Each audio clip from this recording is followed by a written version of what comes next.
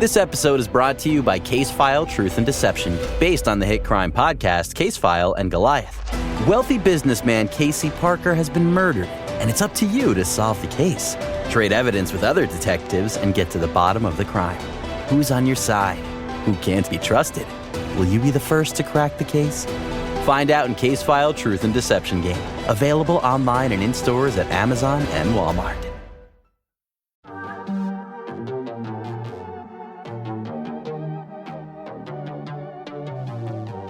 Hey y'all, I'm April. And I'm Caroline. And this is your Bloody Happy Hour. Caroline, are you ready for this? This is your newest guilty pleasure. It's the bloodiest part of your week. Did we say something about it also being happy hour? Show did. Because we about to be sipping on some murder. Bloody Happy Hour.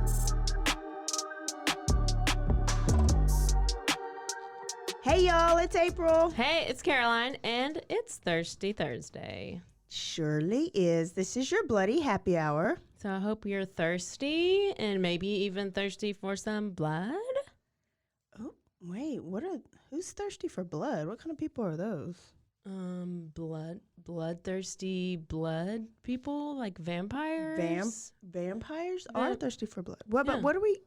There are bloody buddies, maybe. Yeah, they're like bloodies. They're bloodies. Bloodies. Bloodies. There are bloodies. That's exactly what they are. That's hey, what I am. Bloodies. Hey, bloodies, what's up? What's up? We got a guest here today. We do. Her name is Mary Hannah. Do you think that Jason might listen just because you're here? If he doesn't, I'm going to make him. He has to. He will. I will make him. He's Who is he's a Jason? camper friend who is number one. He is, let's just say He's a few the things hardest about Jason. worker. He's probably the hardest worker you'll ever see at camp. Love. I mean, he is number one achiever. He is amazing squats. He's just Those His froggers, the burpees- froggers are. his 10 burpees of 10. are impeccable. But is he ever going to listen to this to hear all these The whole compliments? point is he's not listened up until now, but I'm hoping that since Mary Hannah's here talking, he will probably have to listen. And if he Okay. doesn't, then we will no longer be We're his not friend. going to be his friends. Then We he's- won't play football stuff with him. Then he's Yeah. canceled. Yeah, then he will be #canceled. Well, Mary Hannah, when I walked in, this is my first time meeting her, but I've heard of her. She's real famous. Mike was asking you what you do for a living, and I heard relationship maker. Oh. So can you tell me about that job? That sounds real interesting. You Yes, said it's, I make relationships and I put money in the bank. Yeah. Oh, God. I was like, is she a madam? Is that Yes, another yes, word for, what do you call the mama? The madam, right? Madam. It's the Yeah, madam. I Madam don't know Mary what- Hannah. Sounds great. Wait, is there, Wow. is there more No. in name right now? I think it's madam. Okay. I mean, I will. So is So it's Mary relationship Caroline's banker. madam is the question everybody has. Yes. Yep. She's my relationship maker. I never knew It's I working had out one. really well. Yeah, it's working out really well. I mean, we're both in amazing relationships. Single. Mary Hannah's recently single. Oh, Yes. recently single. Yes. Like The other day. Like A week. literally like a week recently. That's why she failed at That's the why- bartender job. Yes. Yes. So remember a couple well, and episodes. she doesn't live here, so I guess Where she's do you off live? work. I'm in Leander. No, I'm on vacation this week, but I was Oh. in Fort Worth. Oh, okay. Vacation. And so I had to like rush to get here. Traffic on She 35. wanted was- to spend her vacation with us. Yes. I am. Yes. How? I've also been begging to be on this podcast for a long time. Because we're that famous. So what we put on our podcast couple episodes ago is that bartenders, we are welcoming you to come and mix us some drinks, bring us some drinks. You can be on the show and listen to a great story. And Mary brought us some drinks. So Mary, she mixed up a great concoction. It's actually pretty original. Can you say Mary Hannah? Because it's Yeah, weird it that is it's weird. just Oh, Mary. Mary just- Hannah Yeah. brought us some Truly. Yay! She did. She is. So I'm drinking a blueberry. I never know how to say that. Acai. Acai. So another thing is several times that I've got when I'm like out of town or whatever, she'll come over and watch my dogs. Oh. But the great thing is most every time that she leaves behind either like amazing cookies or like a refrigerator full of drinks. Ooh. Because And it's the also- drinks I don't like. And I'm like, it's fine. I love them. All And of them. She sometimes even has slumber parties without me. And then I'm like, bitch, let me come over. I want to be part of these slumber parties. I'm having a slumber party tomorrow, actually. I have a BFF slumber party with my best friends from high school, from forever. We used to do it like once a semester, but we ain't done it in a while. So it's tomorrow on the back porch, and it's Halloween themed. Oh, fun. So I got to find some Halloween pajamas. And really all we do is just Sit there and Drink? drink. eat chips and dip, my two favorite Your things, two favorite and things talk. to do. And laugh. I love it. It sounds like it's going to be a good time. So here's what's going to be fun. So since April doesn't really know Mary Hannah very well, and you out there don't probably know her very well either, Are you going to put her in the hot seat? I'm putting her in the hot seat. Do it. And nobody knew about this except for me. So I'm asking her just 3. These are like completely random questions. Just this is probably why I'm single, because I would probably ask these questions to Okay. like people. But they're totally random. They make no sense. So Okay. the first question is, were you ever given porn as a child? Oh my God, my mom would like scream right now. Because there's a lot of killers that we've talked about lately who were given porn as a child. So I just wanted to make No. sure that you aren't part of that category. No, definitely. Okay. Not, definitely. Okay, we got to know. So, question 2, and I asked April this recently. If you were murdered and your story was going to be told, who would you want it to be told by? So if you were like on Dateline or 2020 or 48 Hours, who would you want it? I mean, do you want me to give you some I options? think 2020.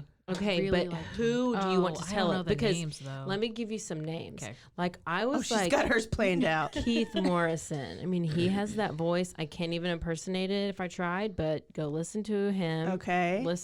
Pull up a little clip of Keith Morrison. Just looking Or like Diane Sawyer, or That April's. I think this might be April's. Is Barbara Walters? Barbara. I She said can Barbara. come back. She can come Diane. back. Didn't Katie Couric do something like that too? I don't know. She got this book out now. I think I'd like Andrea Diane Sawyer. Koenig. She's the new one out there. She's out there, does it?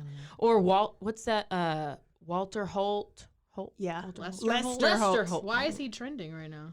Looks like he's He does a lot of the episodes. Okay. He can do it. Wait, I need to add to that. She So wants if you Lester Holt. murdered and they made a movie about it, who would you want to play you? Oh, I know. It's the girl from.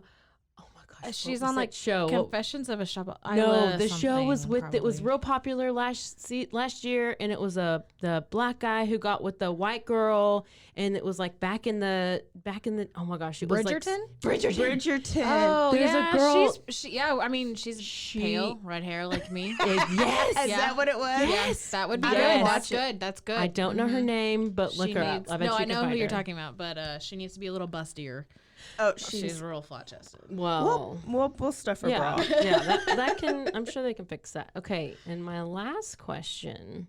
Now this is really random, and it's just probably because I listen to Her random. name is Phoebe Denever. Denever. Phoebe Denever. Okay, look it up. That's who's gonna play her. This is so random. Whenever you go get like a massage, what type of massage do you do? Like, I get under the sheet butt naked, or I get under the sheet with underwear? Definitely underwear. I'm very comfortable. I get under their butt naked. I'm very uncomfortable with that. I was listening to a podcast, and she was like, this guy had me up on that table. He was like trying to do yoga with me, and it was like, oh no, what are we trying to do, Michael? No, no, no. Like it was interesting. But she was talking about how she got in there butt naked, and the person she was talking to was like real shocked about that. That she was naked? Yeah. Yeah, but I mean, what if you don't wear underwear? That's the whole thing. I know. That's the thing. Like that's half why the I time just. I don't wear What is your underwear. answer? So a lot of time I don't wear underwear, Oh, so okay. then it'd be bucket naked. Yeah. Okay. But I think it just depends, like the set, how comfortable I am, how Yeah. much wine they gave I me always before. did- Oh, yeah, They yeah, give you yeah. wine? Well, I just Well, it did it. depends. You know, when you go to What do you those little $10 corner ones. They don't give you the Oh, wine. hey. When you get a happy ending at the end, Caroline, they Listen, don't give you wine. The one time that it was like almost a 2-hour massage, which I mean, it's either 50-minute, 90-minute, 30-minute, like no. Oh, But didn't that guy offer massages? Marquise, you know, he Didn't gave that 2 guy- hour. He just kept going. He was enjoying that. He kept talking about how muscular my legs were. You got a leg fetish. I did not complain. We are starting off our serial killer month. Who is excited? We're doing B team, which Yeah. I mean, I don't know. This person could be, but we're not doing like the Heavy hitters. the famous, like the BTK and the Yeah. Ted Bundy and the John Wayne Gacy. So you're not going to hear Jeffrey Dahmer. It's who's my favorite because Oh. we're going to wait when we could do a deep dive on Did you him. know, or is this true, that he like injected stuff into this guy's? Yeah, that's what I tried to tell you at the last podcast where he wanted to make them as I you know, said but I sex didn't- slaves, but he lobotomized them. I or know tried he to. injected stuff into their their my brain, and it made them like brain dead, I guess, to where they couldn't talk. And he would tell the police like, "Oh, that's just my friend, and he doesn't know he's drunk, and he just took him back to his house and stuff." Yeah, that he did that too. I've never done a deep dive into him, but So of course I Yeah. know who he is because remember my brother was named after him. how could I forget? So we're not going to do Ted Bundy. That's Caroline's favorite. She's going to do that later when we because can do I a was deep married dive. to him. Yes, Hello. she was. So can you tell us yet? Okay. Let me just start off by saying, you're gonna die. Wait, y'all, I don't even know. No, she who it doesn't is. know. She wouldn't I tell don't me. know how, if you're gonna, I don't know what you're actually, I'm pretty sure you know who it is. But I mean, you know the guy when I say his name. But in September 2004, an ordinary guy, loving husband, was found hanging in his niece's garage. But the scene that the police would find inside the house was so horrifying that it had even seasoned officers running outside the house and vomiting. I think I know who it is. Go. Charlie Bandt. Yes. Okay.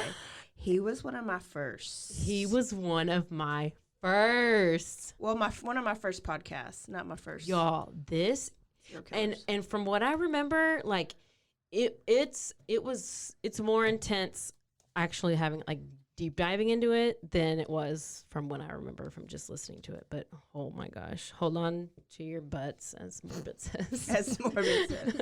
Hold on to your butts. Charlie Bandt and his wife Teri were living the, seemingly perfect life in Big Pine Key, Florida. So they're just off the Keys of Florida. You want to go there? Yes. So it's like the southernmost portion of Florida. And Charlie had lived in Florida for most of his life, like from around age 15 to like adulthood. He had a short break in there where he like worked in the Bahamas for a little bit. Living the life. Rough Living the life. So he was an engineer and he worked as a radar blimp specialist. Okay. Don't What? know. Is that like those Goodyear blimps? Maybe. I think this is what I do. I always know he would intercept drugs from being shipped into the US. That's what Oh. that did. So Teri and Charlie were married for 18 years. And so this was the type of marriage that made people like disgusted and sick because it was like they were so perfect. Uh-huh. Just too perfect. So like friends would even say, this is a quote, like they would make each other's lunch every day and they would say, lunch made by the one who loved you tastes so much better. Was this Jason? Oh, Jason makes lunches. Our friend Jason. Like makes them like He literally makes his kids lunch every day for school. Like he has to go home and make Is lunch. he a stay-at-home dad? No. I'm like So I Jason's gonna volunteered. kill his family, basically. Basically, Jason's a murderer. Listen, if they seem too perfect, it's all bullshit. I agree. It's all bullshit. And listen, so many people wanted the type of marriage that they had. I'm gonna need Jason's last name after the podcast just so I can watch for articles. So September 2004 was a very memorable time for the people in Florida because they were having to evacuate for Hurricane Ivan. So Charlie had to board up the house. You know, he did not want to go. They were having to evacuate. He didn't want to go. He was told to board up the house, which he did with such precision. So he's an engineer. So we perfectly cut the boards to shape the door. He made perfect little holes for the doorknobs, and he left the house in perfect, pristine condition. Oh, so OCD too. Absolutely. So he didn't expect for them to be gone for that long. He just thought it was stupid for them to have to leave anyways. He was over it, but his wife Teri was insistent on it, as was her family. So she had some family that lived in Orlando. So that was just I think it was a 3 to 4 hour drive from where they lived. So they were going to drive and they were going to stay with Teri's niece, Michelle. Got all these names? Yeah. Okay. Yeah. So they made the drive to Orlando and they were we'll just go down there, stay a couple days, and we'll come back, whatever. But little did either of them know that once they got in the car to make the trip to Orlando, they would never be coming back to their house in the Keys again. What? I know. So the night that they got in, one of Michelle's friends, we know who Michelle is. Niece. The niece. Yeah. So one of Michelle's friends was supposed to come over and visit. So several of her friends knew Aunt Teri and Uncle Charlie, right? Mm-hmm. It was common for her friends to come over and visit them whenever they came into town. So the first night, they just kind of got to drinking a little too much, and Teri and Charlie started arguing. And so Michelle called her friend. She's like, "Hey girl, nah, probably don't come over today or tonight because, they're arguing, but they're going to be in town for a few more days. So just wait and come over then." See, perfection, plan perfection, but they're really crazy. I know. So the next few days are uneventful. Apparently Charlie leaves and makes a short trip to see his dad and younger sister, Jessica, who also live nearby in Florida. And it's actually Jessica who ends up telling us that Charlie kept saying he didn't want to be in Orlando. He thought it was stupid that they left their house, and it was all Teri's idea, and he just wanted to go home. All he wanted to do was go home. He wanted to sleep in his own bed. He wanted to go home. He wanted to drown by Hurricane Ivan. Basically. Have you never left home before? That's weird. I feel based on the end of it, maybe he knew what he was gonna do, and Ivan messed he it was up. out of his element of what he had been used to doing, and he couldn't fulfill his need. Mm-hmm. I mean, that's just my thought. So, Jessica's it seems very strange on how insistent he was about getting home as soon as possible. That was so weird. But then as he's leaving, she also thought it was very weird because when he left, he gave her this big, intense hug, this embrace that was I love you. I love you so much. Almost he would never see her again. You don't think about that stuff till afterwards. Exactly. So she felt it was pretty intense. So Charlie and Teri were planning on leaving Orlando, going back to their house on September 12th. Their bags were packed. They're sitting by the door, they're ready to leave at any moment, right? But suddenly, Charlie decides that he wants to stay just for one more night. Just one more night. Just one more night. And which is okay, she's sure, I guess if you want to say that, that's no big deal. I'd love to spend more time with my you're doing niece. all this bitching. Yeah. Changing your mind. So this brings us to September 13th. So Michelle and her mom, which is Teri's sister, okay? They talk on the phone daily. Her name is Mary Lou. So why are these Mary names? Oh, I know. Always an issue.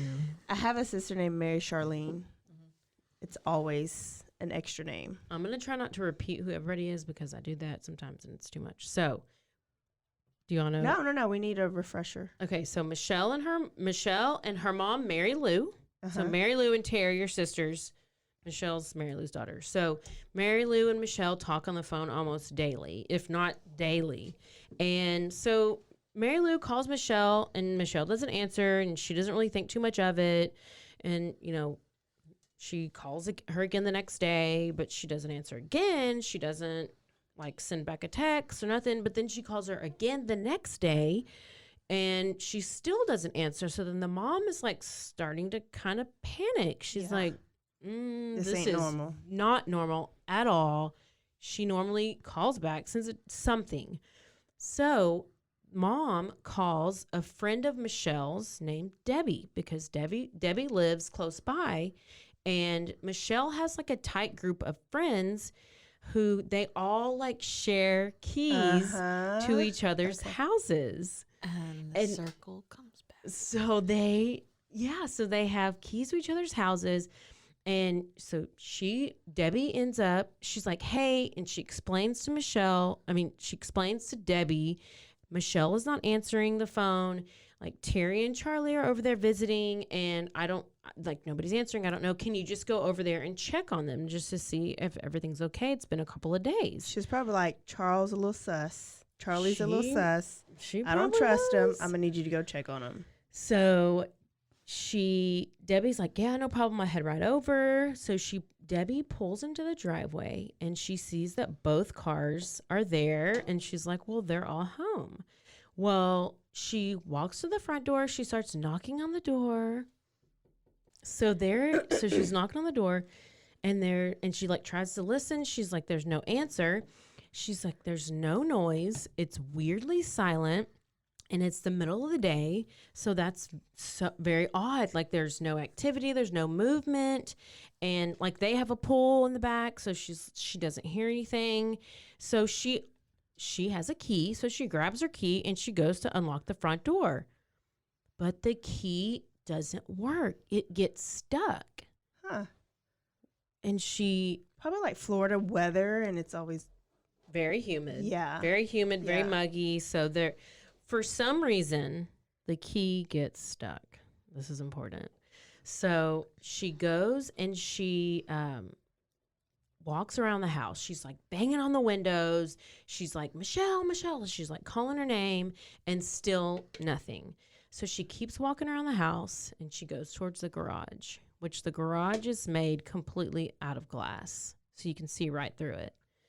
And what she sees will be ingrained in her brain forever. It's Michelle's Uncle Charlie hanging from the top of the garage by a bedsheet. What? Hanging. Charlie. So she immediately calls 911. And when the police arrive, they end up using Debbie's key to get into the house. So the key works. Yeah. It's just almost like a complete fluke and a blessing that it did not work for her, based on what I'm about to tell you that the police found inside the house, because it's awful. Do we need to take a drink? Definitely. Everybody. Mary Hannah, do you know this story? No. Okay. No. Do you know exactly what? Oh. I know some of the details. I don't know all of it. I hadn't heard it in a long time. So I'm ready. You better take some drinks. So it was a complete blessing that the key didn't work. I mean, this crime scene had the police completely shook. And let me tell you, we're in Florida, okay? Yo, It takes a lot. It takes a lot to shake. I mean, they probably see like people wrestling alligators naked and stuff, like weird shit. But, you know. So inside the home, they find Teri slumped over the couch. She has 7 stab wounds in her chest, this is the wife. They make their way into Michelle's bedroom, and they expect to find her the same way. But when they open the door to her bedroom, they said the scene was so gruesome and horrific that the police, like I said, ran out of the house just to throw up. So they go back in, and they said that Michelle's cause of death was determined by 1 fatal stab wound. So that was her cause of death. okay. It was stab wound to her chest. However, her body was placed on the bed. Okay. So after she was deceased, she was then decapitated. And her head was placed next to her body as if made to watch the things that were going to be done to her body. Her breasts were severed. Her body was cut open. Her organs, including her heart, had been removed and displayed around her body, while her intestines were put in the trash. The room was then littered with her underwear and bras from Victoria's Secret, which we find out a little bit later about Charlie's little obsession. Signature, maybe? With his obsession with Victoria's Secret and with Michelle. And that's his daughter, right? No, his niece. Oh, his niece. His niece. Sorry, my bad. It's all right. So immediately when the friends and family are told what happened, they're all so confused. They're like, what? They're like, who would do this to these 3 people? So they're thinking there's 3 murders, right? So they're saying, I mean, you're seeing, like, they're thinking that Charlie is a victim as well. Uh-huh. So police are like, no. Nay. This was a murder-suicide, and it was committed by Charlie because because there's no signs of a struggle. Yeah. There's no signs of a break-in. And the family is completely shocked, baffled, confused. They're like, Charlie and Teri have been married for almost 20 years. There's 20 years? It was like 18 years. Yes. Never There's never been trust any anybody. signs of Charlie being a crazy person or like that he was going to murder his family. And police came to this conclusion based on the manner of death that Charlie had killed Teri Michelle and then he killed himself. So it's like, and then the murder weapon was from the house. It was a knife it was like one of Michelle's knives. And apparently it was like Teri was, I think he may have thought that like Teri was like slowly catching on to what he was, to like his, like the stuff that he was doing, which I'll tell you more about after we take our little break. But like what he did was he killed Teri first and he stabbed her 7 times, but like in quick succession. So it's like, you know, just okay, like just super, to get her out of the way. Just to get her out of the way. And then he went and like spent time with Michelle. Ew. I know. Was it hate or obsession? Obsession. Oh. Yeah. It was very... How old was It Michelle? was very... 37, I think. She was 37 or 38. It was very precise and careful dismemberment. It was meticulous. They said it took time, it took thought, and it wasn't frantic. It was not a violent rampage. Organized. And that even her clothes were taken off and put in the bathroom sink. So, like, he killed her, took her clothes off. He didn't just, like, throw shit on the floor. Yeah. Like, he picked it up, brought it over to the sink. Like, he was very, very careful about it. He knew what he was doing. They said it was just so clean. That's And why I don't trust OCD people. Here's the thing. As police started their investigation, the first thing they did was pull Charlie's records. But they were completely clean. So they're like, he's never had an arrest. He has no fingerprints on record. Like nothing at all is head turning. Nothing. So they're thinking he's a family annihilator at this point. They have no idea. But once Charlie's older sister, Angela, is called in to talk to police, they find out something has been hidden from his record. Oh. And Angela tells police that Charlie has murdered before. Hello, hello, ghouls, ghosts, goblins, and everything in between. Welcome to Across the Veil with host Emma and Zelda. We're 2 amateur cryptozoologists on a mission to explore the things that lie beyond. Beyond what? I don't know, the veil? It just sounds poetic and mysterious. True. Learn about cryptids, folklore, monsters, and things that are just kind of haunted. Anything that seems a little otherworldly and strange. Just like us. New episodes out every Thursday on all of your favorite podcast platforms like Spotify and Apple Podcasts. Follow us on Instagram at across.the.veil and Twitter at acrosstheveil1. We hope you join us next time. Across the Veil.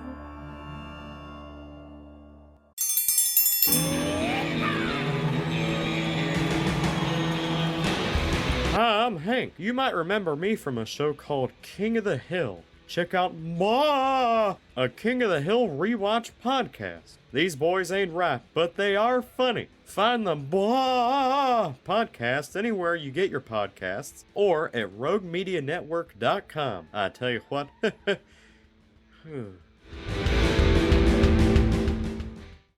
Go back to the childhood of Charlie and Angela. So police are convinced that Angela's confused because they're like, there's nothing in the records that show previous murder. And Angela's like, no, you won't have his records. They've been sealed. Because whenever he killed, he was only 13 when he murdered our mother. Oh, hell. So Angela goes on to tell police that when she was 15 and Charlie was 13, they lived with their parents and 2 younger siblings. Now, the other siblings were like toddlers. They were like 2 or 3, and they lived in Fort Wayne, Indiana. Everything happens I know. in Fort Wayne, Indiana. There's nothing else to do there. Except so murder. many But murder. stories are in Fort Wayne, Indiana. That's crazy. So on January 3rd, 1971, it was just after 9 p.m., Angela was like reading a book in her room.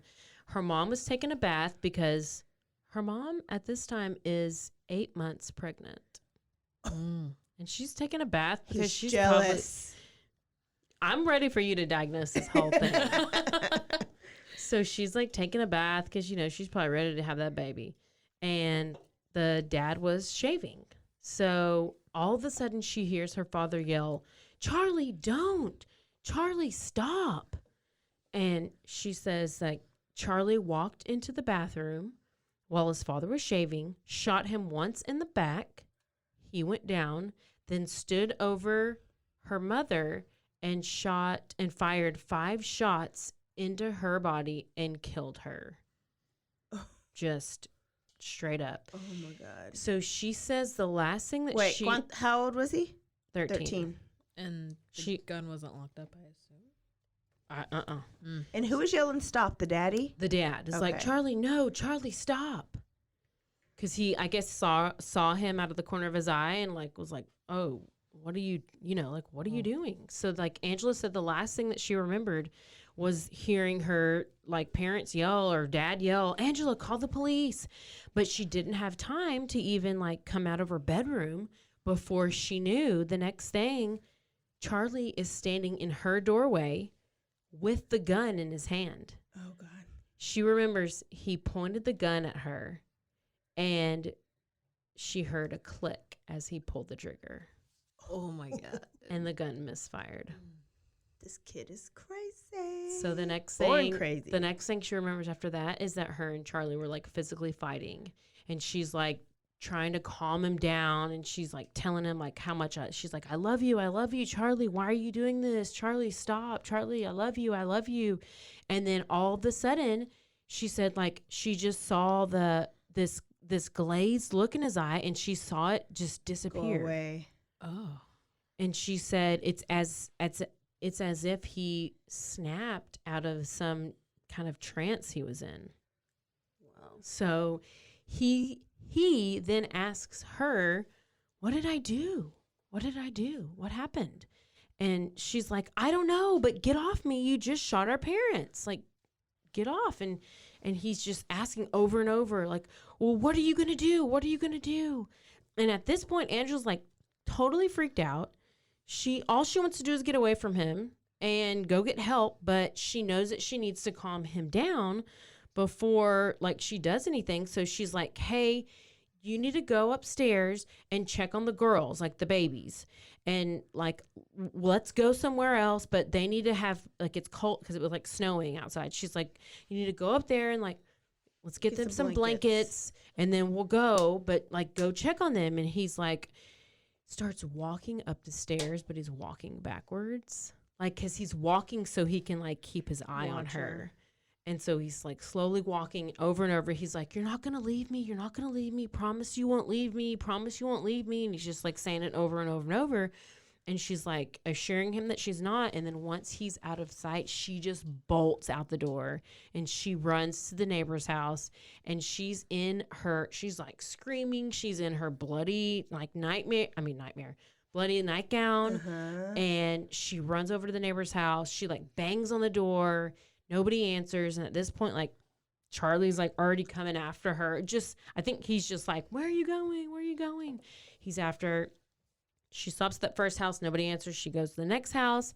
And then Charlie ends up making it to the first house that she originally went to and just calmly knocks on the door.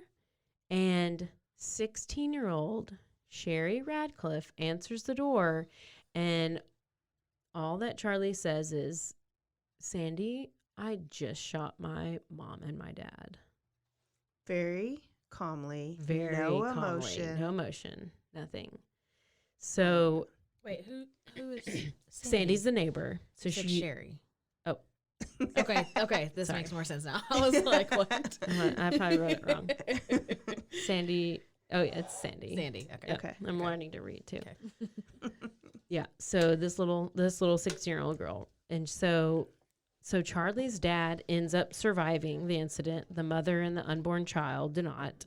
And reports of the murder were like portrayed like some freakish crime. It was like this quiet kid and the last kid you would ever suspect that would shoot anyone, much less kill his mother, because it's always the quiet ones too. Apparently he was very close to his mother and he was referred to as a mama's boy. Gross. Was she pregnant with a Dirty boy Chad. or girl? Do we know? I could never, but that's the thing. If you're a mama's boy, you would not suspect he would do that. I could never. To his mom, like, yeah. Dirty Chad is like so close to his mom. Yeah. Like his mom is okay. Side note. So Dirty Chad's mom is having, or while we were married, was completely 100% having an affair with somebody. And he like even had a name, like they called him like Papa. A fake name. Yeah, they called him a fake name. Like the Christmas. Yeah. And so Dirty Chad's little boy knew the guy's name and was like, hey, are we going to call like Uncle Papa or whatever? And like, it's so weird how the mom and the son knew about this like secret affair and kept it going. Like it's just very strange. Wow. Very strange. But anyways, the whole point was mama's boy, you're going to do anything for your mama. You're going to let them get by with anything because you're mama boy. But April, you have a good point, because if she was pregnant with a boy, because the others are all girls. The two little ones were a girl. Then there was the other girl. Yeah. They were. I don't know. That's a good point. You should look it up. I'm sure she boy. will. I'll I'm find sure it. she will right now. So, But then Charlie if he's Bandt. a sociopath, he can't even like make those Well, have Charlie, genuine connection anyways. he underwent 3 separate psychological. You're not allowed to be on your phone. I was going to look Nope, it up. she's looking it up. You're not allowed. Charlie underwent 3 separate psychological evaluations. The psychiatrist said that they were looking for signs and symptoms of like serious mental illness issues, something that would come up to explain this behavior, but they found nothing. Like he did good in school, he didn't get in trouble, he loved his family said he was a loving kid. There was nothing to diagnose, nothing. And so they're just like, maybe he just snapped for no apparent reason. So what's crazy is, according to, this is back in 1971, so according to Indiana law back then, I guess a minor, which was Charlie, who was a 13-year-old boy, was too young to be held criminally responsible for his crimes, so he was never charged for murder. He was never brought to trial, and instead he was sent to a psychiatric hospital where he stayed for just over a year because the strange part is his dad fought to get him released. Okay, I remember that part. So his dad fought to get him released, and it's like, dumbass, leave your kid in there and let the professionals decide when he needs to be released. Yeah. No. So he gets released because the dad fought for it. Then Charlie's dad moves the whole family to Florida. Because they'll accept anybody in Florida. Yes. Except for Singleton. Except for Lawrence Singleton. So they move him to Florida because that's where Charlie's grandparents live.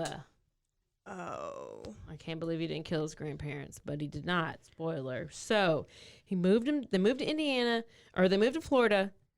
So because everybody in Indiana knew about the whole story, so they're like, maybe this will help Charlie start over because maybe. And it did. It sure did. It literally did. So, but this is the weird part.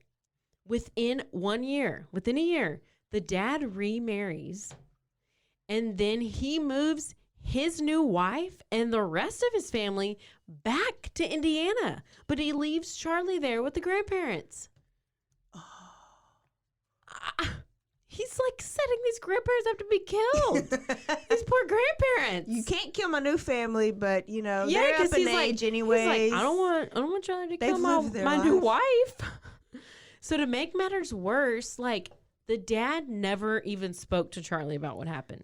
He never asked him, hey, Charlie, why'd you shoot me? What? Why'd you shoot Mama? I just want to know why you shot Mama. Why you shoot me? Yeah. No. Mm-mm. What was the reason? Charlie, what were you thinking? No. Charlie, can I get an apology? No. Nothing. None. Zero. Absolutely nothing. Unacceptable. But he just accepted it like nothing happened. And this is also crazy. Even Charlie's two younger sisters, they were too young to remember the incident that happened. They never knew what happened. They were never told about their mother's death. They were told she died in a car accident or something. Oh, wow. So they never knew. It was just so crazy how no one spoke about this incident. They just pretended like it never happened just so he could live this normal life. And then for a long time, Charlie, it was almost like they were trying to prove that a child can change. They shouldn't be punished like adults. And that because they aren't fully developed, you know what I'm saying? Yeah. And so that's a good and the bad side of because kids do stupid shit. Yeah. That you don't want them to take to their adulthood, but that's double, or that's murder and attempted murder. Yeah. And really, you tried to kill your sister, but a double murder because of the unborn fetus. Well, and he also tried to kill the sister, but the gun misfired. Yeah. So it would have been two attempted murders and then a double murder. See. Don't go to Fort Wayne, Indiana. Or Florida. So, go to Florida. I'm going to Florida in January. Just don't stay long. I love me some Florida, but I ain't gonna live there. So so then at this point, everybody's questioning whether it's true or not. Whether if you can change, if what happens in your childhood, will carry over to your adulthood. Because back in the day, they were it can change, and that's why you're not going to be held. Prosecuted but for then it. I can see if they kept him in a home or in the mental facility until he's 18, that gave him time to maybe do some behavior modification and true counseling. Nope. But for a year? 1 year. But why did the daddy want to get him out so bad? Because did he not want the maybe name tarnished? Maybe the daddy was molesting him. I did, yeah. I remember thinking about that. Did he maybe he would actually tell the counselors what happened and what triggered him to do that. So dad was like, let me just go. And then that's why he left him. Maybe. I don't know. So fast Conspiracy forward. theories. I know. Fast forward to, I wish we had a sound effect that could be dun, dun, dun. My mind already went to. Dun, dun, dun. There you go. My mind already went to. Yes. My mind already went to, because I always got to go way extravagant. What if Charlie didn't even do it and the sister is actually the one who's staging the story and then killed the parents and then made Charlie look Or it bad could have been and the then went and killed dad. Charlie? Yeah. Maybe the baby wasn't his. The baby was black. Oh shit! She went to Blacksville. She got the upside down pineapple in that black ring. The red mulch. The red mulch, not the red mulch.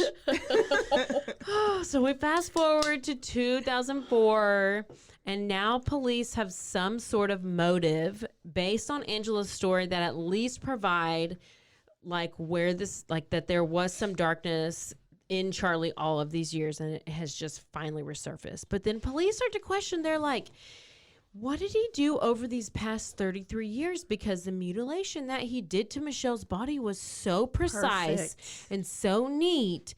Like, this could not be the first time he's done this to somebody. And now the real question that police need to answer is, how many victims did Charlie have over the years when he was pretending to be normal? Nobody is that normal. Exactly. So they probably emailed police departments. Is there email back then? Oh, and they were like, do you have any victims who are missing their head and missing their boobs? They probably and sent cut right letters open. with the stamps that I have. They sent letters with With the stamps. stamp labels that I have. The stamp label. And they I all literally came shouted out, Caroline, you were so stupid.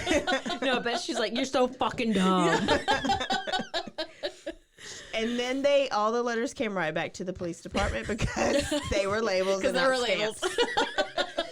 I went home right afterwards and I was like, oh, damn, this show is labels.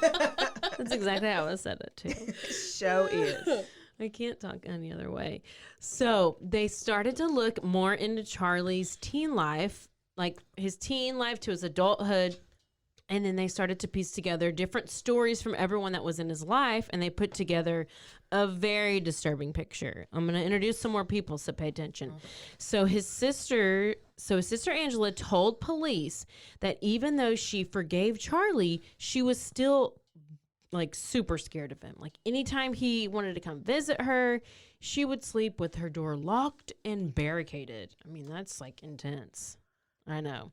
She also did not want him around her kids at all. I wonder when they finally told her the truth. No, this is Angela. This is the sister. So this is the sister that he tried to kill, right? Yes. So And they she still knew. grew up in so the same other house? sisters grew up thinking the mama got in a wreck because you were like they told the other siblings. Yeah. So they were still living in the same house. What? When they moved to Florida. When they moved to Florida, they were all living in the same house, Yeah, right? but then they moved back. The other family moved back, right? Yeah. Okay. Yeah.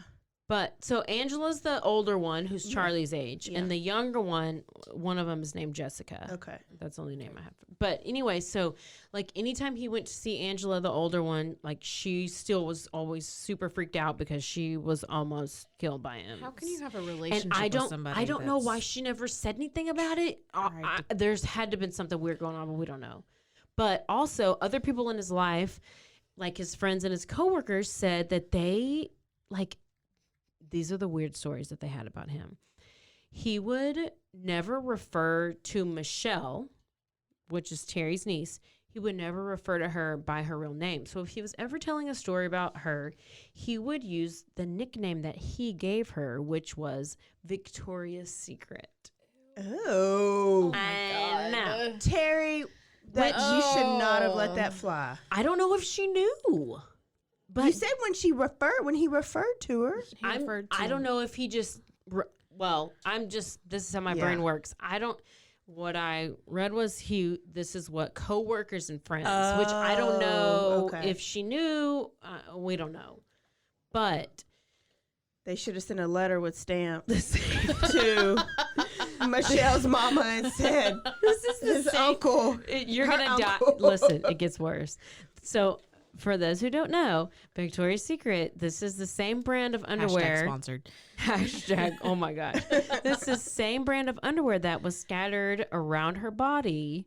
And this is also the same magazine that Charlie had a subscription to. Teri, girl, you should have known about that. turns out, Cherry, I'm going to call him Cherry, Charlie had been secretly infatuated with his own niece, which we know. So in addition to this, inside Charlie's house, back in the Keys, right, they found some interesting and very odd things. So they found some medical books, including an anatomy book. Oh, And this is the other thing. posters, right? Yeah. So they found that. They also found within that anatomy book was a newspaper clipping that showed a human heart. And then it was odd because like they never worked in, like neither of them worked in the medical field. But what officers said that they found the strangest thing was that they found this poster that was hanging on the back of like Charlie and Teri's bedroom door. Like this poster is hanging on the back of the door, which I mean, it's fine if you're like 10 years old and it's like New Kids on the Block. Like you have posters everywhere. But No, if you're a girl, That's an AMP poster. Yeah, but I'm saying, so this and you're poster, not a science teacher. Yeah. I didn't tell you what the poster is yet. Oh, I thought it was this. I know I haven't said it yet. Oh. But this was I just showed them the picture of it. This poster was a graphic poster of the female anatomy. So half of this, it's like half of it is a skeletal system, half of it is muscular system. But this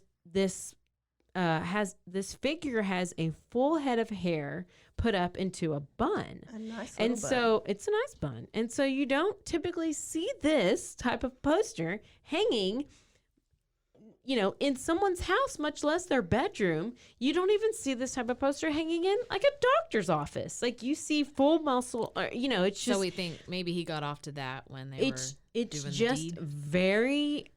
it's very strange. It's very weird. We'll post this picture because this is like one of the biggest things that the police were like, this is so weird. And clearly. Listen, that's just as bad as them accepting Catherine Knight having knives above her bed. Yeah, That listen. shit ain't normal. This You don't have shit knives is- above your bed? No. Oh. I got This one. I only shit got is- one knife. Well, currently I This have is not 0 at my house. You need to get you a knife. Uh-huh. So once police see all these things, they also take a look into his internet search history. What was he searching? Let me tell you. Death fantasies, snuff films, necrophilia, and pictures of autopsy photos. Did he not use So police he have a said true crime- incognito? Did he have a true crime podcast? Codcast? He had a true crime codcast, yes. about cod? Because I was like, if I don't look at my search history, because it's like Weird dildos that serial killers use. Oh. Toy box killer. Toy box killer dildos. Dildos with nails in them. Dildos made of PVC pipe. It's real bad. I'm definitely going to look real guilty if I get in crime. You have an excuse though. I guess. I hope so. I'll be like, I didn't know any better. Listen, I heard this podcast for Crime Junkie. She was so serious and like I was like all into it, and then we're like talk about dildos and Oh, the I baby know. being black. Like Listen, this is that's- bloody happy hour for you. Exactly. This is Just bloody a little happy hour. different. Just a little different. Listen, we can't be too serious. I mean, we're talking No, about you these start awful crying. things. I mean, I don't cry, but it's fine. a Sometimes I robot. try. So you're a serial killer who drinks black cherry Trulies. And What's- doesn't what- cry. Listen, if you are just now finding out that I like something called black cherry, we were never friends to begin with. I mean, it's really no surprise. I mean, I like black and I like. I actually don't like cherry. Yeah, I like cherry. cherry's No. disgusting. No, I like strawberries. But anyway, police also talked to Jim Graves, who this guy was. He's been Wait, a lot. but hold on. She also likes whites. Because I don't need every white guy to Oh, think that yeah, you're yeah, not. yeah, no, She's I- very Yeah, equal she- opportunity. She accepts Absolutely. everybody. Yeah, equal yeah. opportunity. Just Yeah. nobody boner. coming for her. But Yeah, I mean, there's just nobody out there really just wanting to, like, you know. Her and her friends is Hold their my damn hand. relationship makers. Yeah, Failed at this her will be job. my new job though. Like I'll focus completely on Well, you. about time somebody does that. I mean, shit. I'll just stay at home, do my damn puzzle. Her puzzle. Spend all my time looking up damn serial killers. That's why, but also because they're in jail. So Who's in jail? the people, you know. Oh, the people I want to date are in Well, jail? the one that you tried to date, he's in jail. Oh, I did not try to date him. He might have been part of a local sex sting. Yep. Back to the story. Jim Graves, he spent a lot of time with Charlie, but listen, he was married to Charlie's sister, Angela. Okay. Okay. So now Angela had confided in him that decades before, Charlie had shot their parents, killing their pregnant mother, because she thought it was important to let him know about part of this family history, and that she just thought it was important for him to know about it, right? Yeah. So Jim says, like, after getting to know Charlie, it seemed like whatever happened over the years, like, Charlie was fine now. Like, he's okay. But Jim regrets not paying more attention, because eventually he and Angela got divorced. And Charlie and him went out, you know, they went to go have a few beers. They'd been fishing all day, and they somehow started talking about revenge. And it was just, I don't know what the conversation, you know, it's just like revenge this. If you're dating somebody and you break up or you get divorced and you're like, oh, I'm going to like wrap their house or whatever. Yeah. You know. Screw their best friend. Yeah. And so, She's you know. over here like, yes. No, I cannot. He married, so you're going through a breakup. Also, my friend's so weird. And so you're like, okay. But then whenever all of a sudden Charlie's like, well, if you want to get the perfect revenge, you should kill somebody and cut their heart out and eat it. Oh, what? And Jim, I think Mike even flinched. and Jim's like, Mike's like, Aaron tells me that all the time. yeah, of course. Jacob! Oh, memories. So, yeah. I want to have access to the buttons so bad. I don't even know. God. So, Jim is like, he's like, it kind of creeped me out, but, you know, I just wrote it off. Obviously, he was drinking away a lot. He wrote that off. This is like Army Hammer. Oh, my gosh. Fetish Army Hammer. stuff. Oh, my gosh. I told my cousin about that last night. That was... This disgusting. is exactly But this like, is like Army Hammer. Hammer. Yes. Yeah. Uh-huh. Yes. So Jim and Charlie, they like become like good friends, like best friends, right? So After Charlie said that to him, then Jim's like, oh, let's be because he was BFFs. just like drunk and he probably just didn't pay attention to it. He wrote it I off. love how you give everybody the benefit of the doubt. I know. That's If you'd why. have come to me and said, revenge, eat their heart, I'd be like, we're not friends. I'm sorry. Well, listen, Delete me. I'm not saying I agree. I'm just telling you the story. Okay. I'm just reading my notes. Jim and Charlie became best friends. Jim actually is the one who set up Charlie and Teri, and he was the best man at their wedding. So he basically killed Teri. Yeah, he was involved in it. Don't tell It's an Mary Lou. accessory to murder. So years later, Teri pulls Jim aside, and she's like, Don't be his friend. She's like, I think I'm gonna. So this is Teri. She tells Jim. Oh, Teri, wife. Okay. Okay. Wife says to Jim, she's like, I think I'm gonna call the sheriff on Charlie.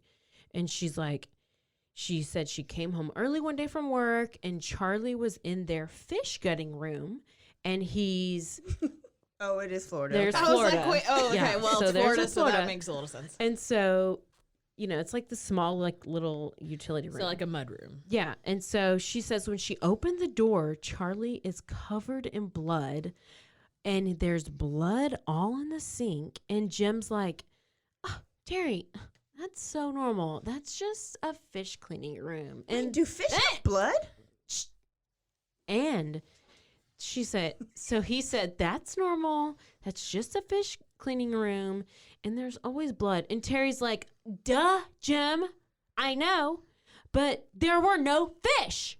Yes, they do. Okay. And so she's like, listen, Jim, there was a girl that was killed not too far from us, and she was murdered and mutilated in a rowboat, and I'm worried that Charlie might have done it. What should I do? And Jim's response is like, Teri, well, I was you know, with him. well, you know, you really need to think about it because, you know, if you call police, this means that your marriage is over. This will end your relationship. Good. So she ends up saying nothing. Oh God. I mean, listen, people, let me just tell you, I've been naive before.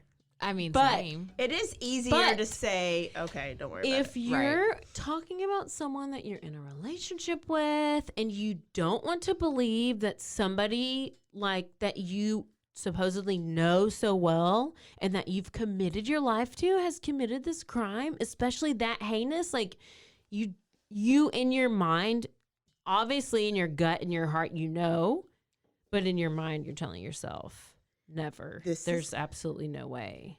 And this is why you should always assume people are killers and rapists until they prove you otherwise. So that way, even when 20 you years hear, ain't gonna prove you nothing. So even when you hear something like that, it's like, oh, I knew it already. Let me just call the cops. how old was this? How old was she? Do we know? It don't matter. Well, they were married for Grown. 20 years. I know, almost. but if So she at was least like 40s. if she was like young, maybe she was like, well. No, she wasn't like in her teens, so. And this say probably short happened in the teens, but- middle, like early. I mean, if she Or was in- several years younger than him, sometimes the younger people like make up excuses. It doesn't matter. Well, I'm just saying. Listen, Because I made up a lot of excuses. For a No, lot of I'm just things, saying, so- I'm old and I've made up plenty of excuses. True. That okay? You're right. You're right. So. so wait a minute. Does anybody else think Jim's sketchy? Oh, Yes, yeah. That was my Sketchy next as thought. fuck. Was why is he taking up for Charlie Well, so if you bitches much? would listen, I would tell you the rest of the damn story. Now, I'm sure that you're wondering if anyone ever told Teri about Charlie's past before they got married. I know. So Jim said, Sketchy Jim, let's call him Sketch Jim. Jim said that he did have a conversation with Charlie, and he was like, "Hey man, like, hey bro, you need to tell Teri about, you know, the thing." Wait, so how does Jim know though? Did Charlie? Angela. Oh, that's right. Yeah, Sorry. yeah. So Charlie is like, Jim's like, "Hey man, did you tell Teri?" Charlie's like, No, I don't want to. And Jim's like, no, you have to tell her. And if you don't tell her, then I will. So he did say that. And so Charlie's like, okay, I'll tell her. And then poof, surprise wedding. Surprise wedding. So this is before they even got married. Yeah. She thought, okay. So Surprise wedding as she was pregnant. as meaning nobody in the family was invited, and so like it's almost like he was just trying to like do it real fast without having to like Before- talk to her about everything. Like he had already like swept her off her feet and blah blah blah. And let me lock you in. Yeah, let me get you locked in, and like, you know, so like none of the family's invited, and Jim never brought it up again. He just assumed that like Okay, you know what she happens knew when about you it. assume. I know, makes ass out of Man. you and me. So, however, Jim said like she always implied that she knew because after they got married, he went to visit them and he asked her or them if they were like gonna have kids, but her response was, considering everything, I don't think it's a good idea. So Jim took her response as meaning, considering the thing that Maybe the gene would be she- passed that or she something. knew. Like that's what Jim was like saying, oh, obviously she knew because that was her response to the question. But like Teri's family swears up and down there's absolutely no way that she could have known. She would have never gotten involved. She would have never married him. And she could not keep a secret. So then that was another thing they said is like she would have never kept it to yeah. herself. Do you So- think Teri knew? Oh, yeah. Yeah, and that Yeah. she just couldn't Yep, fathom. Yep. Totally. know. Yeah. I would have. I Yeah. mean, I totally like, think so. had they had an opportunity to break up, it might have would have came out later, kind of like all Dirty Chad stuff, right? Yep. But in the moment, you're not gonna. I mean, because there's face so that. absolutely. So do we think that like she found out after they got married? No, listen. Let me finish the story. Okay. So now investigators pointed out that she had kept a diary, which was more like a daily log. It was the writings of this diary were like, it was like my type of diary. Or Like, then this is spiral what notebooks. they said. Probably. This is what they said. Went fishing. Oh. Nice dinner. Nice dinner with Charlie. Boat ran out of gas. Buy steaks for dinner. I mean, this is my Bullet kind of points. bullet points. I'm all about those damn bullet points. So they were like, there's few hints of anything that was ever wrong, but they did find a couple of interesting like notations, and one that just said like weird day. And then there was this other one that it said like Charlie was out all night. Charlie got home at 3 a.m.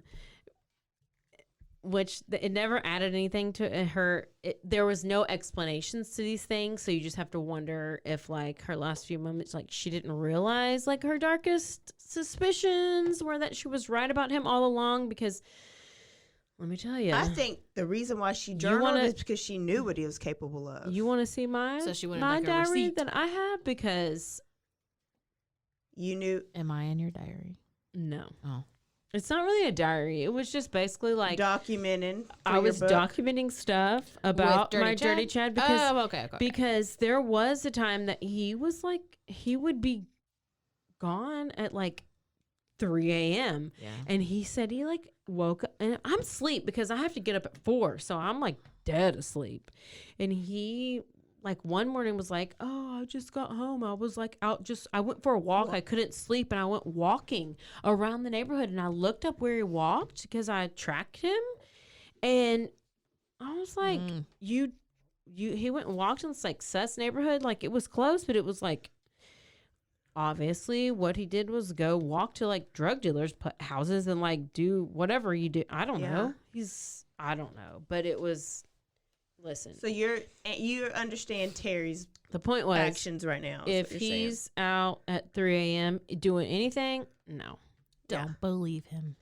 So let me tell you a little bit about some related crimes. So after the 2004 deaths, police opened up this large-scale investigation where they were positive that Charlie, because they were like, Charlie had to have done this before. There's no way he could just have Michelle be his first one, and it's so perfect and so precise and so meticulous. Like, he's had to have done this before. There's no way.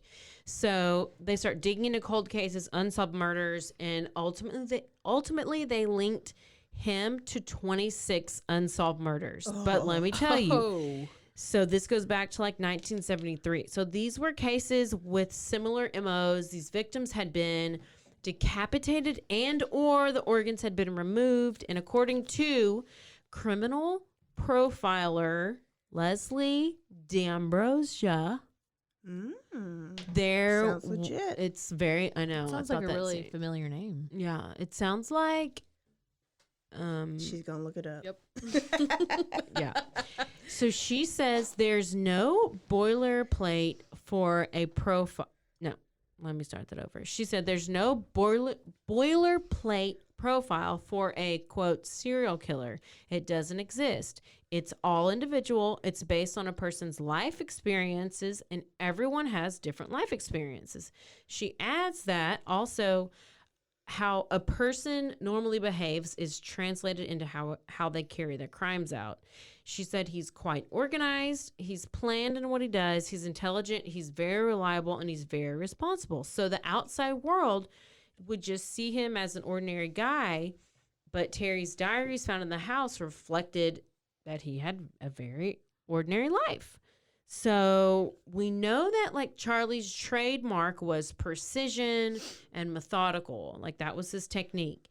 And so although these investigators, like, they got together to link up these other crimes, but there was no official list that was like created of the victims because they didn't connect them. They didn't connect them. They have 2 that they have like officially linked him to. And let me tell you about these two. We have Sherry Parisho. So Parisho was found partially clothed. Her throat had been slashed. Her head had been nearly severed. And like Michelle, her body was extensively mutilated and her heart was removed. So she was the one who was found in the rowboat. This is the one near Charlie's house, the one who Teri had whenever she saw him in their little side room and he was like super bloody. This was the one. So it was back in 1989. And the body was found less than 1,000 feet from where they lived. You know what all this stems back to? 1,000 feet. Is Disney with Snow White. And the heart. The queen made the hunter cut out the heart of Snow White. Disney has wrecked people's lives. It's all wrong. Oh. Who was she? Okay, so Sherry Parisho, she was found partially clothed. Her throat had been slashed. Her head had been nearly severed. Like Michelle, her body was extensively mutilated and her heart was removed. Did she so wear a Victoria's she was Secret? found in the rowboat, which was the boat that was near Charlie's house, which was whenever Teri had found Charlie in that side room with all that blood on him. This was the murder that she had been going, that she went to ask Jim about, and she was referring to. She's like, this is the person that was murdered. And Jim said, no, and no, Jim no. was like, no. Don't So worry about this it. was the one that was back in 1989, and she was found like less than 1,000 feet from their house. And Charlie had matched a composite sketch of a man that had been seen crossing like U.S. Route 1 near where Parisho was discovered on the night she was murdered. So we'll post a picture of this composite sketch if we need to. But Ooh. yeah. And so based on this evidence, the investigators determined that Brandt killed Parisho, and they officially closed the case May 6, 2006. That's number one. The second one they figured out he did was Darlene Toller. And she was, this was in 1995, okay? She was a sex worker in Miami, and she was missing her heart and her head. So they were missing completely from the scene. So along the highway, they found her. She was wrapped in a blanket, wrapped up in a plastic bag, and tied almost like a package.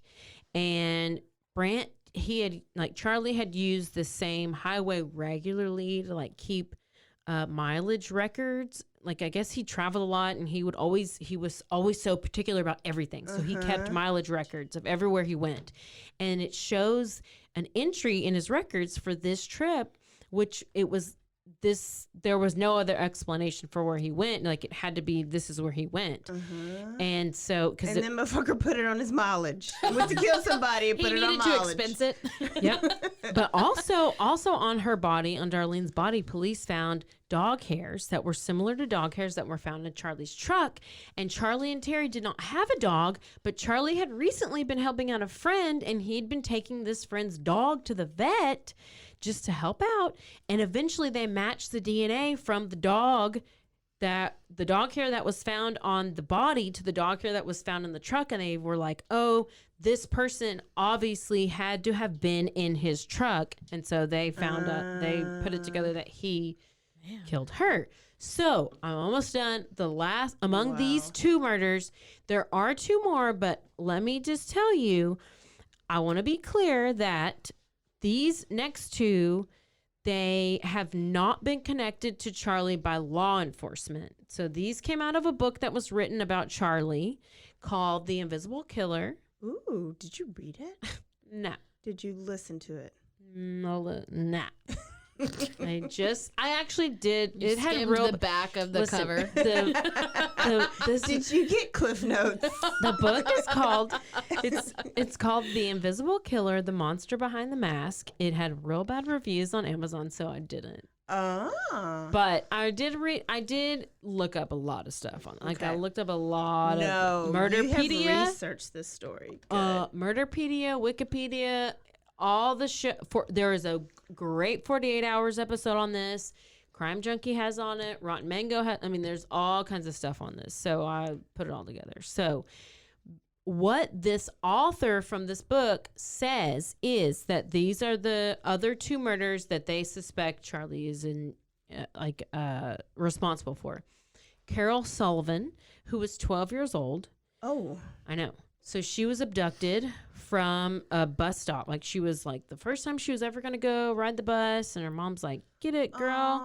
I know. It's real sad. We're going to get through it. So this is September 20th, 1978.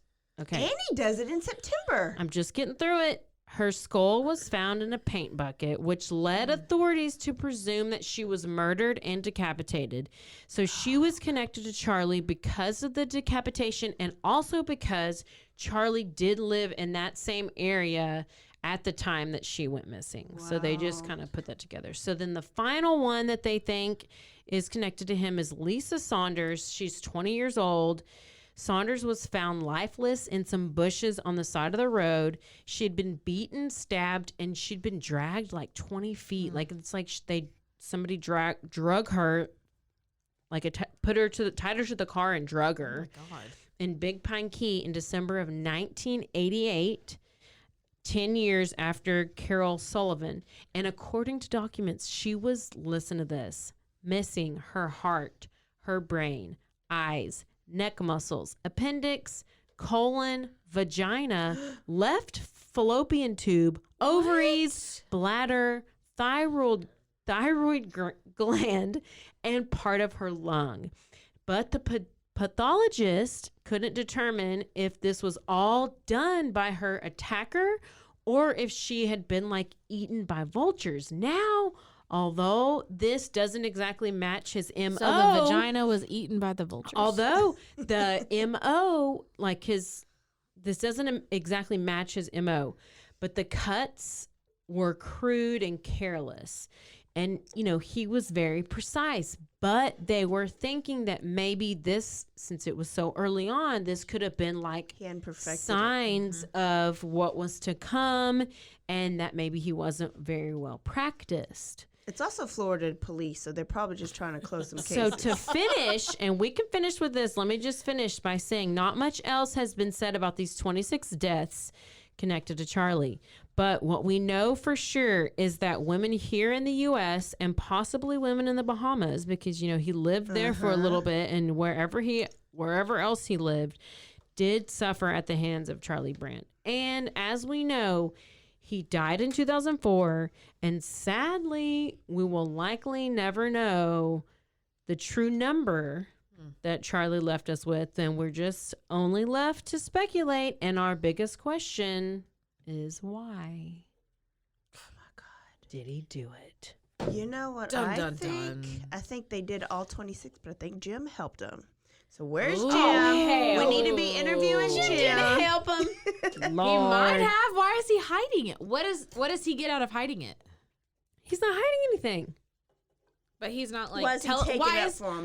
Why is he taking up for him? And why is he not going to the police and being like, my ex-wife? Okay, why sister, didn't his dad say anything or Angela say anything? Well, because that's a family thing. Oh, okay, but why is it that every father takes up for their child? Angela was scared of him. Why? She grown. Why did Jim hide it? Jim's sketchy. Jim by getting in the butt Jim from Charlie. did the sloppy ones, and Jim. Brandt. Listen. Oh my God, that was such a good story. Did you love it? It is one of my favorites. That's really I haven't heard it in a couple years. You did really good. I've never heard it. Oh my gosh. She was a virgin to Charlie Bandt. How are your virgin years? Are your cherries popped? Yep, like you're my black fully. Cherries are popped. Your black cherries are popped. Your red mulch is popped. Can you come back when I don't tell the story so I can I will fucking be here. drink? Probably not every week, but I will come back as much as possible. Is Tiffany gonna be so jealous? Yep. But I was jealous of her. So. I know. Oh yeah, Tiffany was our DA. Yeah, our lawyer that came on. Mm-hmm. Yeah. She was, and her and Marianne are really good friends. Oh, okay. So this is awesome. We need to have more guests, and I love that we were brought drinks. I mean, I feel famous.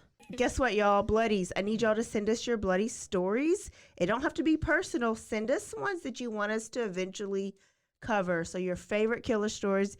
That doesn't mean put them in our damn Facebook inbox because we'll forget about those. Email us. We'll both check She's those. literally the only one who wants to be emailed. I'm like, inbox me, DM me.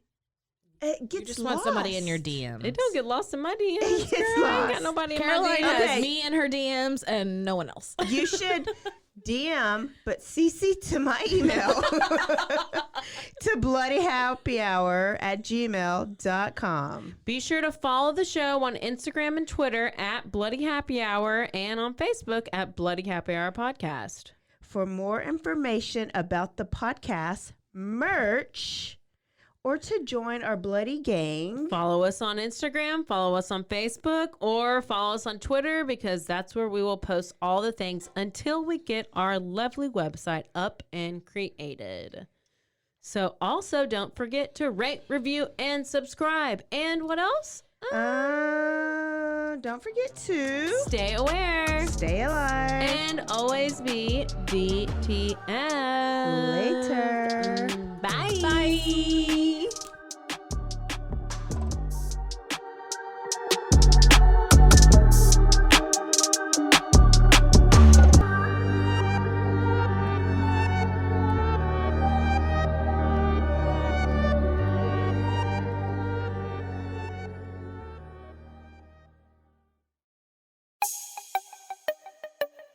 This has been a Rogue Media podcast.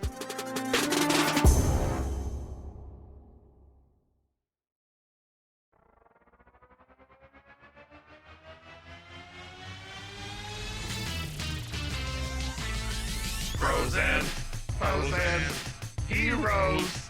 Gonna tell you about Frozen, Frozen, heroes. Gonna tell you about. Hey, I'm Zach, And I'm Mike. and we have a fantastic new podcast to tell you about. Bros, Foes, and Heroes. It's the two of us looking into the world of comics, breaking down some characters that you may have never heard of, and some that are just absolutely ridiculous. Yeah, so Zach comes up with a character each time, and I go into it just completely blind. I don't know who this person is or what their abilities are or anything, and basically I guess we kind of go over their origin story and just some of the ridiculous stuff that maybe, especially Golden Age stuff. Oh, Golden Age stuff is always the best, and we will make sure to highlight all of the shenanigans and just absolute weirdness of everything. Yeah, that's right. So subscribe today and follow us on Instagram at Bros, Foes, Heroes. And if you don't, I know where you live. Not really, but please subscribe.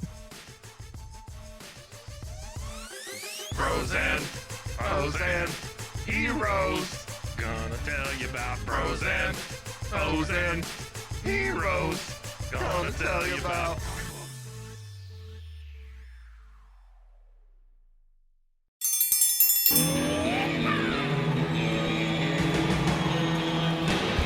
Hi, I'm Hank. You might remember me from a show called King of the Hill. Check out a King of the Hill rewatch podcast. These boys ain't rap, but they are funny. Find the podcast anywhere you get your podcasts or at roguemedianetwork.com. I tell you what.